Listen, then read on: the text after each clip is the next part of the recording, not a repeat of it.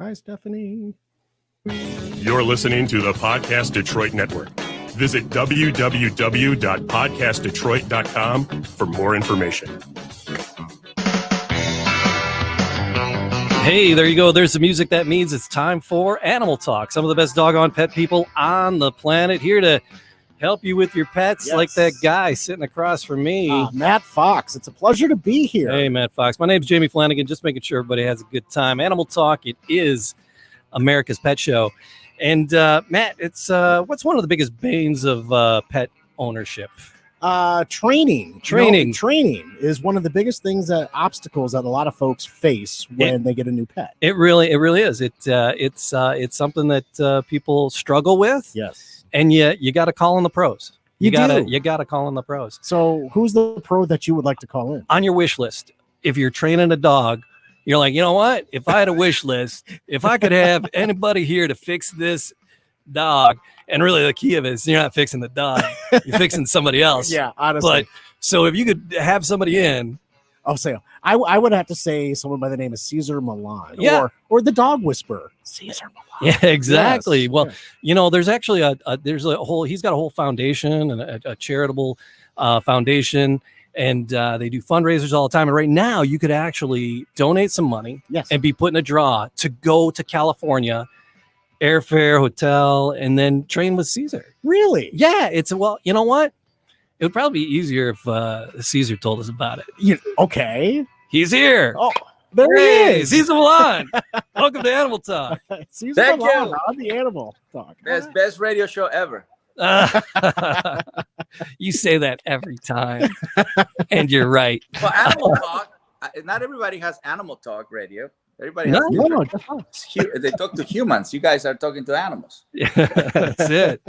So, Cesar, there's a fundraiser going on right now, and it's with now it just went right out of my head through Wish.io, wishio.io, and people can donate, and the money's going to go to the Cesar Millan Foundation. But the grand prize winner gets to come and hang out with you and get some personal one-on-one with you and their dog. That's amazing. Can you tell us more about that? At the ranch? So at the ranch, I have built this incredible place. It's 43 acres. We have our own dog park. We have our own restaurant. We have our own temple. We have our own sweat lodge. We have trails. We have different species that your dog will be able to socialize. And the whole point is for people to see that what makes a dog social is not that he gets along with humans or dogs, is that he gets along with different species. So that's, what makes you social is when you get along with different race, not just because you get along with your own kind, right? So in the dog world, in order for humans to see what social really means, you really have to be around different species, so that gives you the whole primal connection that most people lack of, because most dogs live indoors, so they don't really go outside as much. They don't really interact with nature as much. They do a lot of indoor activity, so people will get that experience of connection, communication, relationship. That's why I always say I train humans. I don't really train dogs. I train the human. I alluded to that earlier. It's like, usually a dog is more than often is not the problem. It's a matter of communication and the people just not knowing what to do or how to do it. Right. Well, it's the connection is, because your energy can also is the beginning of having a healthy communication. For example, people who are afraid of dogs, their energy is fear. So their communication is going to be very poor. Right. So what animals pick up is on your energy, not so much what you're saying. Right. So connection is first, energy. Communication is second. So who are you communicating to? A dog. Dog is nose, eyes, ears. That's why I always tell people, don't humanize a dog until you already have the connection. See it? So learn nose, eyes, ears, because that's how they learn. Horse learns ears, eyes, nose. Bird is eyes, ears, nose.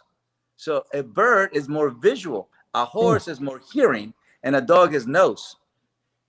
Like me, I kind of learn by doing things. Yeah. Right? That's just me. Yeah.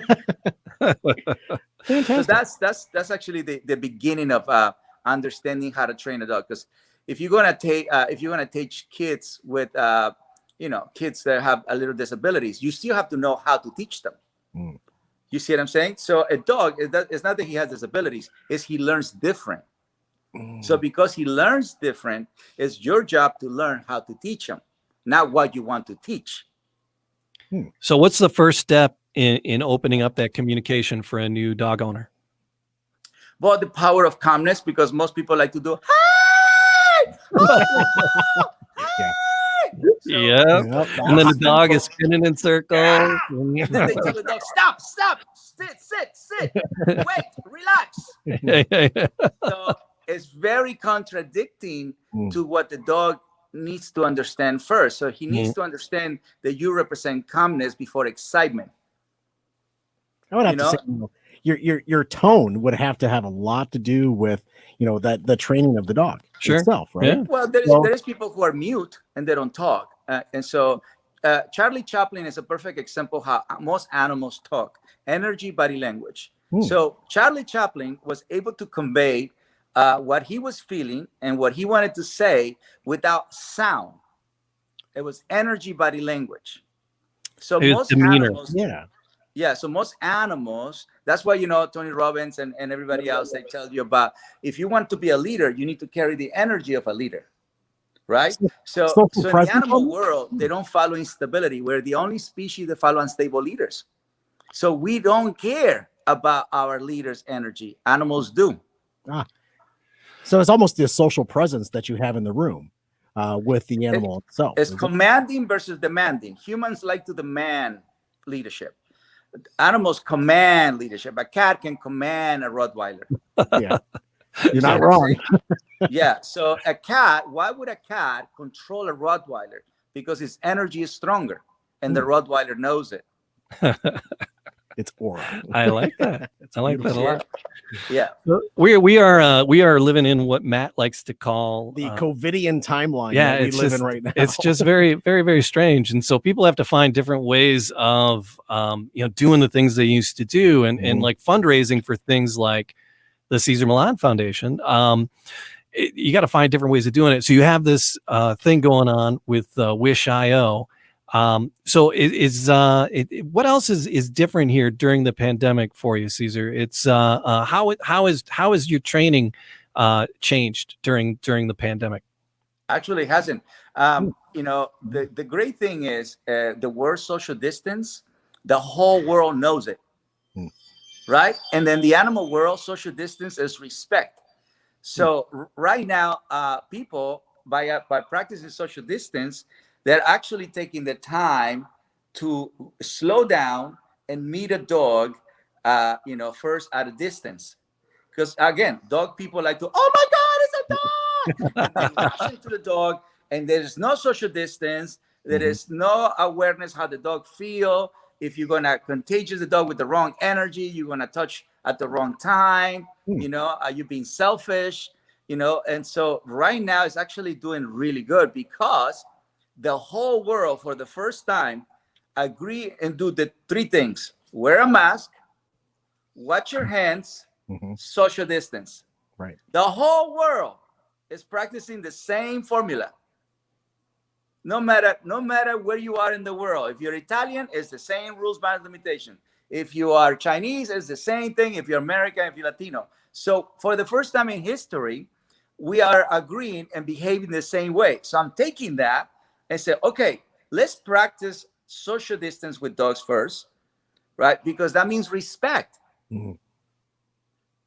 right? So actually has increased more the learning because people have more time. Now, people used to say, I don't have time. Well, guess what? Now you have plenty of time. So let's fulfill it with knowledge. And the reason why, the foundation is so meaningful to me, because all countries should be the same, but America definitely has this. America has the three pillars, right? Home, school, and government. In the animal world, home, school, and government is all done in the same with the family. We're the only species that separate where you go and learn or who you listen to, right? So at home, we are creating a curriculum for all the parents before they send their children to school to understand how to keep a kid in a calm state by practicing exercise and an open-minded, and happy-go-lucky, right? So most parents, when they send a kid to school, the kid has not done exercise. The kid doesn't understand the meaning of open your mind so you can learn. So when you teach a dog, and the only for you to teach a dog, he needs to be tired and open-minded. You see it? So when you teach a human, the human also can practice calm surrender. Remember, the word calm surrender, we do it at churches or anything that has to do with religion or yoga. But in school system, we need to make sure that our kids also practice calm surrender. Meaning open your mind so you can absorb information. That way the teacher doesn't have to worry about you not listening to him. Right. So my goal is to already created a curriculum with Yale University that has been given to preschool. So schools are already receiving this message, but we need to make sure that at home, the parents understand the same thing. And of course, we need to make sure that in the White House, they support the same thing. See, because this is the three pillars of America: home, school, and government. So we all have to know the same, especially for next generation America. We need to support them with the same understanding. They need to master calm surrender, happy-go-lucky. Of course, we want them to be leaders. But before you lead, you have to master to follow. You know, something you said earlier, Cesar, was, you know, your dog has to be tired and open-minded to train, right? So, you know, run the dog around the yard a number of times, take it on a walk, but then it becomes more susceptible to commands and training and such. But just like you know, when you have so much pent-up energy, it's hard for you to have a relationship with anyone. Yeah, you're not wrong. Because you have pent-up energy that it needs to be addressed in a different way. As you know, the humans call it fitness, but the animals call it lifestyle. A bird have to fly, a fish have to swim, and a dog has to walk. You call it, or we call it, fitness. They just call it, I'm using my body to get from A to B, and by the time that I get there, I'm tired. So then that's when my mom or my dad teaches me. See, dogs learn along the way. That's why homeless people have such a great, a successful relationship with dogs, because homeless walk a lot. So the only American citizen that actually do the natural way is the homeless. The second is the handicapped people, because the handicapped people gives a dog a job. So that dog actually has a purpose. Right? So the homeless and the handicapped are the only two members of America who are doing it right. Nice. So yeah, there's like, that's the important thing when you got to know when you're getting a dog, that what was this dog bred to do? What is his job? And if you have this dog that needs you got some sort of herding or border collie, and you're trying to keep him in an apartment, you got a recipe for disaster there. It's like he can't do his job. Yeah. But that's why I created like backpacks, because a dog that is born purebred is a dog that is born literally with a degree. So you see, we have to go to school to actually obtain a degree. A border collie already born an architect. A Labrador already born, you know, an engineer. Is the equivalent of already being born, already knowing what to do. You see it? So when you bring a border collie or anything that is purebred, and you're not going to give them the job that he was designed, at least put a backpack on them when they go for a walk, because then on the walk, he's carrying something, like what we do with Boy Scouts or Girl Scouts.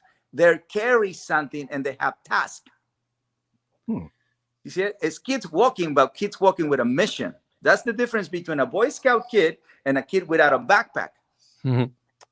Wow. So Cesar, the Dog Psychology Center, you said it's 40 acres large, right? 43 acres. 43 acres. That's a big chunk of land there. That is. How long has the Dog Psychology Center been up and running? 12. Well, I started in South Central, so I opened my first Dog Psychology Center in the hood, and then my second, I opened it. You know, once I started making little money, I opened it in Santa Clarita, California. My goal is to show people, you know, how a place where everybody agrees on behaving a certain way creates dogs off leash, but not creates, but actually gives the dog the chance to be off leash without seeing the breed. right? Because in my ranch, you can have a pit bull, a Rottweiler, German Shepherd. We don't care about the breed. What we care is your dog calm, surrender, happy-go-lucky. If it's in that state, they all can hang out. When we are in a calm, surrender, happy-go-lucky state, we're super friends. It's when we're angry, when we're selfish, when we're fearful, when we're anxious, when we tense, that we can't be friends because our energies will not allow us.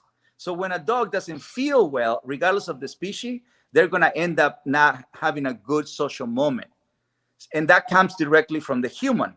It doesn't come from the dog. So we can never blame dogs for misbehaving. There is no knowledge behind instincts. It's all reaction. They're reacting. They're not thinking. So you can never blame a dog, and you should never say that unpredictable. They're very predictable. They follow a pattern. We're the only species that are unpredictable. We're the only species that knows better, and we still do the wrong thing. Yes, we are. So that we are. You're not wrong. I do it frequently, and my wife reminds me all the time. I got the good woman to remind me when I'm doing it That's wrong. right. There you go. But so, what is something at the Dog Psychology Center? Something new that you learned? What's something you discovered after having it set up the way you have it set up now with the 43 acres? What's something new that you learned? Oh, well, I'm always learning. I'm always learning how to influence, human. I have worked with Oprah, Mark Zuckerberg, presidents, kings, pretty much every celebrity you can think of. Is how do I, in a very gentle way, deliver reality so they can change right away, right? Because you can change the aggression of a dog, the fear of a dog that day. But if the human doesn't change the fear or the frustration, or some people are just, sometimes they're lazy.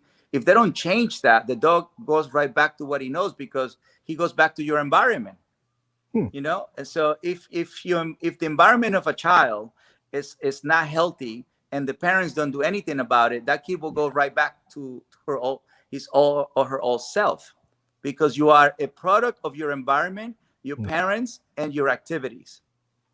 You see it? So I'm always learning, okay, so how do I make sure that humans understand that this is about commitment, that you have to really do whatever is best for the dog, not whatever is best for you. We already did that, and that's why you're here. Yeah. Wow. The only reason why people will hire me is because they did it wrong. So if I present to you the right formula, and if you can change right now, would you do it? And so that's the part that is very difficult for people, to let go of the past and to anticipate of the future.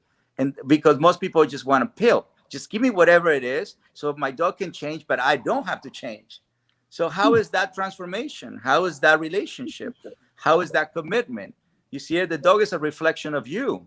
So if you don't change, how can he change? He lives with you. You have to open that door for him to get out. You can't let a dog go off leash in America. It's illegal. But if look, I always tell people, dogs in third country are skinny, but they don't have psychological problems. Dogs in America are chunky, and I get to have a TV show.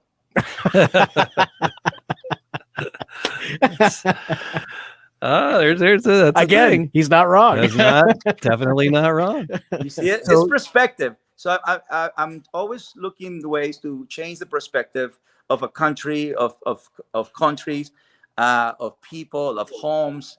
I'm definitely looking forward to be at the White House and share. We can all learn how to be really good with animals. You don't have to have a dog. The fact that we live around dogs, we should all speak that language. It's three kinds of people in the world. Some people love dogs, some people are afraid of dogs, and some people don't like dogs. But at the same time, you experience it yourself. Some people like you, some people are afraid of you, and some people don't like you, right? So pit bulls are a perfect example right now of a breed that some people like pit bulls, some people are afraid of pit bulls, and some people don't like pit bulls. Yeah. But so the fact that fear and dislike still exists, that shows that the world is still ignorant, because it has nothing to do with the dog. It has nothing to do with the breed. The pit bull didn't make himself. A human made him a pit bull. So it's our responsibility to tell people how to be with a dog, regardless of the breed. They're all dogs, different breeds. You mentioned the White House, and it's we've just had an election, and we have a president coming in, and we're getting a dog back in the White House. Yes. Finally, How about that?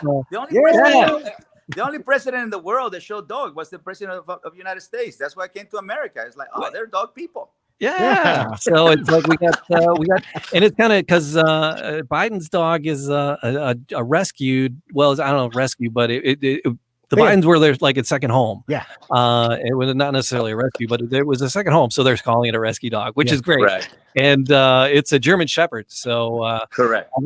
And so when a celebrity or a president has a pet, you get a celebrity pet.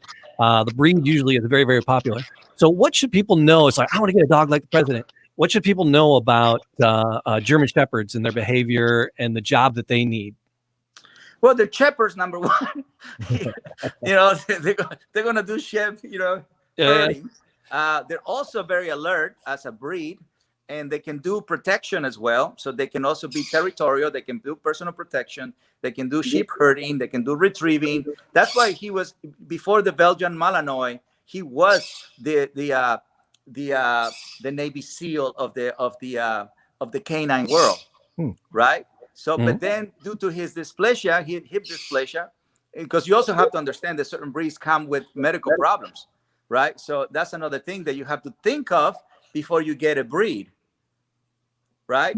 And so those are things to consider, for people, because a lot of times people say, well, I had a German Shepherd and I have to put him down because of dysplasia. I didn't have any money. All those things, I think before you are emotional, be a little bit common sense.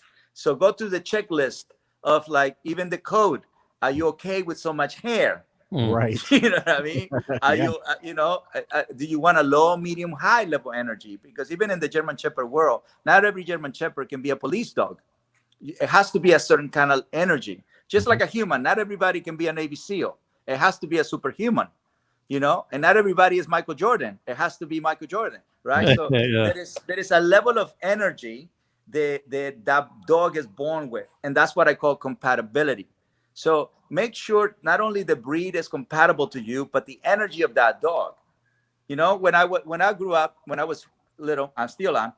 I give a lot of, I was a high level energy kid, so they have to keep me busy. My sister was medium, and my younger sister was low, so it was easy to take care of the medium and the low. Me, I was high. Same mom, same dad. Yeah. You see what I'm saying? So in the German Shepherd world, or in the Jack Russell world, and the Husky world, or in any breed, there's 3 levels of energy: low, medium, high. So go after the energy before you actually go after the breed. Almost like do your own due diligence on yourself before you really go out and pick what you want, what you're looking to get into as far as the commitment goes. Right? We always say before you get a dog, you should get a book. Yeah. And read up. Now you have the interweb. We've been doing this since before the internet was around, but it's now you can just Google it, and before you get a dog, get to Googling and figure out what's right for you. I'm a big rescue guy. I like to rescue dogs. Dog sitter, what have you. And you kind of understand what type of a breed you can be that's compatible with you. So, being that foster home, and hopefully maybe a foster fail, is that something that folks can utilize as well, Cesar? If you don't want to enter into a rescue yet, you can also foster, right? And so a foster allows you to, it's almost like you drive different cars before you know what I mean? So that way you are at service. You practice something that is extremely important, to be at service. To practice that humanitarian side, and at the same time you read different books, right? So every dog is a different book, and that gives you knowledge. So by the time you make your decision and you said this one, by that time you already have 3, 4, 5 dogs. The dog will sense that you're being with 3, 4, 5 dogs, right? You see it, because your knowledge is wisdom, and you can't have wisdom without repetitions or ups and downs. Gotta have some experience. So what makes me this good is because I don't just work with dogs. I work with horses. I work with chickens, with ducks, with birds, kangaroos, whatever it is. Because what they sense is my level of understanding of energy. You know what I mean? So I can tell you, okay, that kangaroo over there, he's nervous. That kangaroo over there, he's happy. That kangaroo over there, he's tense. I can tell you that, right? And they can tell. The funny part is they can easily tell about you, me, and anybody else. They know exactly how you feel. Huh. All of them, even the baby one knows. You know what I mean? Because that's just the knowledge that allows them to survive. Wow. So in order for them to stay alive, they have to understand environment and who's in the environment, right? So they have to know the intention of anything in order for them to say fight, flight, or avoidance. Agreed. Yeah. So Cesar, talking about fostering dogs and caring for animals brings us back to the Cesar Millan Foundation. What exactly is the mission of the Cesar Millan Foundation? What do you guys do? Well, in two words or two sentences, is better humans, better planet. My goal is for next generation world is to have the proper education that I have. You know what? Imagine many people understanding, knows, eyes, ears, confident, love, and joy, trust, respect, and love, honesty, integrity, loyalty, exercise, discipline, affection. There is a formula that I follow that allows people to achieve prevention or rehabilitation. But since I want to talk to young generation, they're going to think prevention. Mm-hmm. Of course, my show rehabilitation will disappear, right? Yeah. The reason why I'm rehabilitating is because your generation has done it backwards. So if I give the new generation the right things to do, the right thing, how to connect, how to communicate, how to choose a dog, how to help each other in the community, and then everybody will go like a good citizen. Ask not what the country can do for you. What can you do for the country? Ask not what the dog can do for you. What can you do for the dog? Yeah, honestly. Yeah. And so if all the citizens of America think about not what the country can do for you, what can you do for the country gets like that. Mm-hmm. So the same thing happens to dogs. The same thing happened. It's not what the dog can do for you. What can you do for the dog? Right. So imagine the mindset of humankind. What can you do for the planet? Okay, let's begin to clean the planet. What can we do for the orangutan? Let's make sure that they don't get killed. What can we do for the elephants? Oh, let's make sure no more poachers. You see what I'm saying? It changes the mindset right away because the generation before those kids, they said, yeah, you can go hunt elephants. You can go hunt lions and extinguish it. Don't worry about it. Mm-hmm. Somehow they're going to come back. That was the mindset on that generation. Nobody told them when they were little, hey, you don't need it anymore. You can just go to Ralph's or Gelson's or, or wherever you are in the country. Or you can even ask the government to give you food. We're in America. Yeah. Yeah. So the Cesar Millan Foundation, an interesting way people can get involved and support it is through that Wish.io, and you just look up Cesar's giveaway, and it's you're gonna the winner. Somebody's gonna randomly be chosen, and a round trip and airfare, and they get a day of training with you with their dog one-on-one. It just I know it'll be a dream for some people. It's very interesting.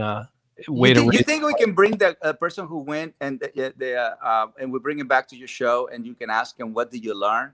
I would love that. Yeah, it would be awesome for this person to understand it, to give you from his perspective what he learned in one day.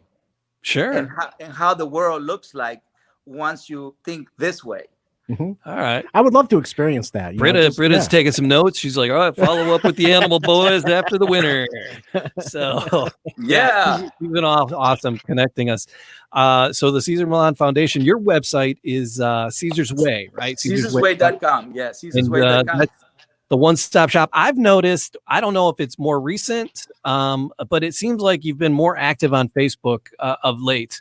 A lot more videos. You have a funny one. You're dressed up in a Santa suit, wishing everybody happy holidays. And right. So you're very active on Facebook, and there's videos there, and there's short training ideas. Mm-hmm. And then CesarsWay.com is a great way to get connected for the full-blown training. And you had some specials going on there as well. Well, we always communicating with the people. Obviously, everybody, when we all used to fly, yep. I would do a lot of consultations at the airport. Yeah. Everywhere I go, Cesar! People People will come with their phone, FaceTime their dog. You say, talk to my dog. He watches no. your Let's talk to show. you first. Yeah. He watches your show. He listens to you. I was like, oh man. And with all those like little dog watching apps and stuff, you probably actually do talk to people's dogs at home from the airport.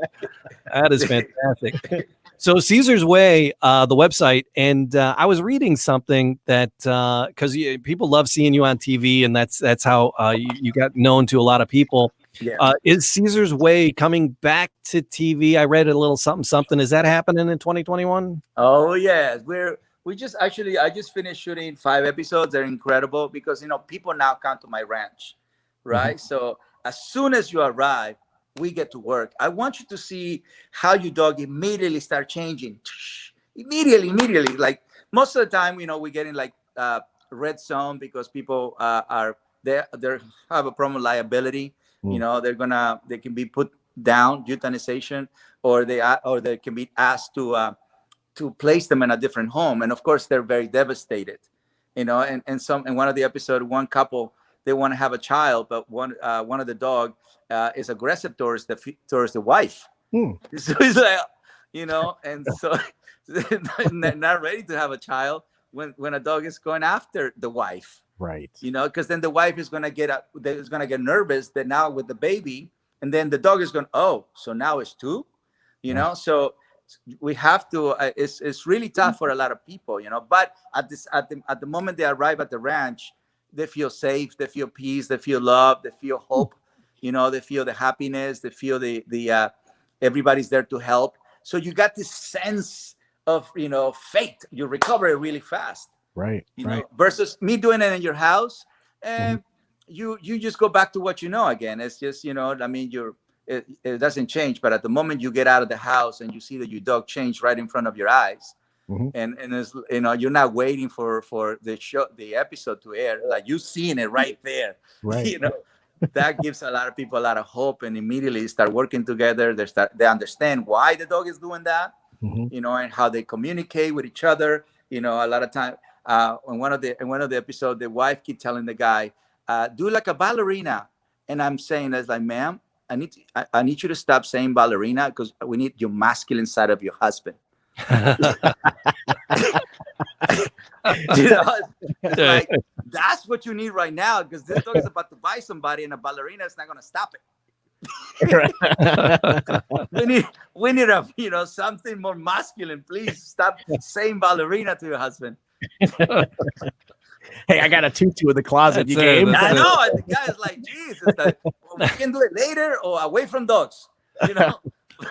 But what you do is what you do. Yeah, that's right. So Carrie said hi real quick over there on the face space. Yeah, she enjoys your show.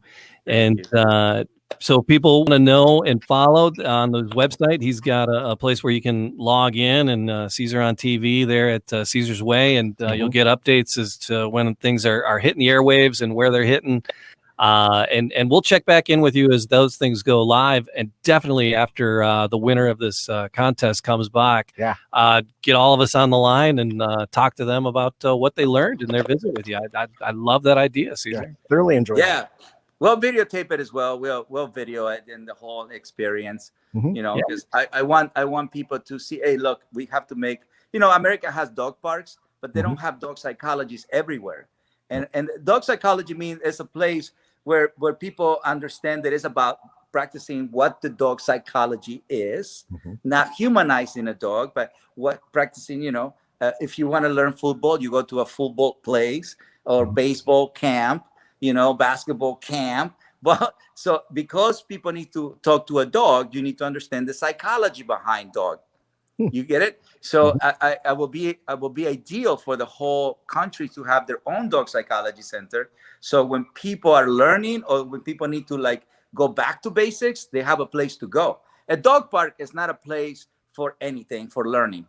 Okay, a dog park is like a big Chuck E. Cheese. The ball pit too. They don't. It's so many different agreements. There's so many different agreements, so people are not in sync with each other. So actually, You know what I mean? So it's very important that the people don't look at a dog park as a place where the dog is going to become social, because number one, they didn't walk there together. Number two, there's dogs from different packs with different rules by limitations, right? And some people bring a dog full of physical energy, frustrated. Some people bring a dog that is timid. Some people bring a dog that is territorial. Some people bring dogs that are possessive, you know, in that place. So it's the same thing as having a bad Thanksgiving with the wrong, you know, family members. Yeah. You're supposed to drink the red wine or the white wine with the turkey. It's the bad energy. It's just the bad energy. So, well, I appreciate all the good energy you bring to dog owners and you bring to us. You've always been so gracious and taking time to hang out with us, and we really appreciate it. And like I said, we'll definitely circle back after you get your winner, and we'll see what 21 holds for us. Yeah. Well, 2021 is turning 21. It's going to start drinking. So here we go. Maybe it'll catch up with me. Well, the worst part already passed, right? The worst part already passed. Now it's just a matter of staying calm, confident. Yeah. Right. This is the part that why we it's important to go outside and walk with the dog. So it changes your mind, and, you know what I mean? And at the same time, you drain negative energy. And another episode that I just want to share with you real quick. It's a 10-year-old little girl, 10-year-old. They got this dog for emotional purpose, emotional reasons, right? And instead of the dog helping her move forward, the dog actually started biting people, right? And so I said, well, in order for the dog to be emotional support, you need to regain your calm confidence. Right? I think it's best if you use your instincts than if you use your emotions, because your emotions right now are out of whack. So it's going to support instability. So let's get back. Let's help her become confident and then bring the right emotions. Right. You understand? So a lot of times, I'm pretty sure you heard it, because more and more people have emotional support dogs, but they're not stable. Right. And those dogs go in a plane and they bark or bite people. That's not what they're supposed to be doing. No. They're supposed to be emotionally support, keeping you balanced. You understand? So when you see a dog that is barking at the airport and they say emotional support, that is not a good emotional support dog. That dog is only reflecting the instability of that human. Wow.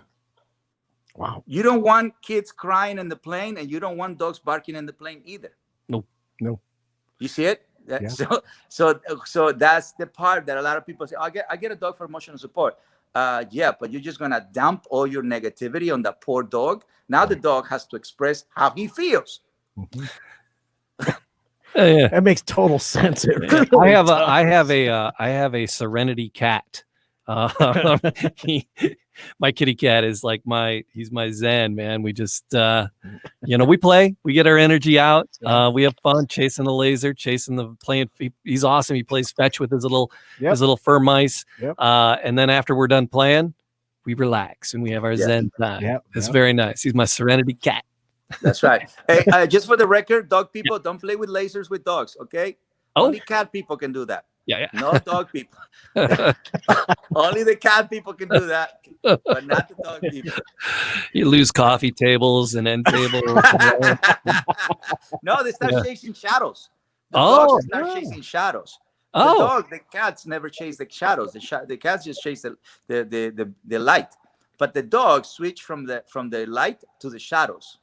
Is that because they're colorblind? And Okay. Yeah. So you got them chasing a little brown dot, and then they're like, here's a big brown blob. I'm going to chase that. Right. You open the prey drive. You open the prey drive to ghost.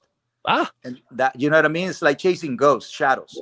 Yeah. They're supposed to chase, but not shadows. So for folks that have dogs and cats, you just have to kind of separate that playtime. Yeah. Don't let the dog get involved. That's it. Yeah.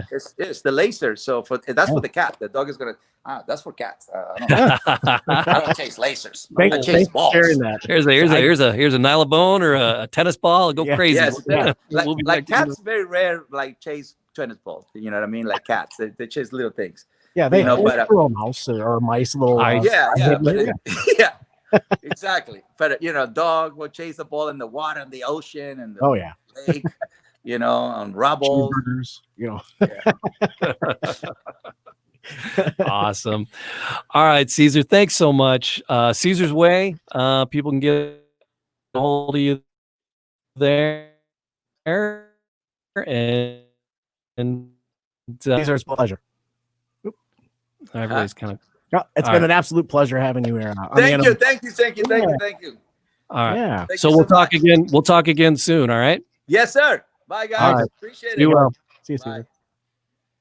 Yay. Oh, that was a riot. Yes. I told you, man. I the learned guy- something. I did not know about the laser in the shadows. Neither did I. That's not, I did not know that. So if you can walk away on a daily basis Sure. learning something, Absolutely. either about lasers or yourself and how you interact with an animal, Yeah. that was great. So it says sharks with laser beams on their heads. Don't let the dogs play with them. That's we've learned many things today. I don't know. That's a great takeaway. I don't. Jake. That's Yes. bizarre, whatever it is. All right, everybody, thanks for listening. We appreciate everybody being there. Please like, subscribe, leave a comment. Animaltalkradio.com is our website. Wearingfunny.com. That's where the wearingfunny.com. merch is. Mhm. And again, please, it's a thank you to Cesar and thank you to everybody who made that possible. And Britta, thank you. thanks to you for listening. Until next time, please have an exotic week And kiss your wild thing for me.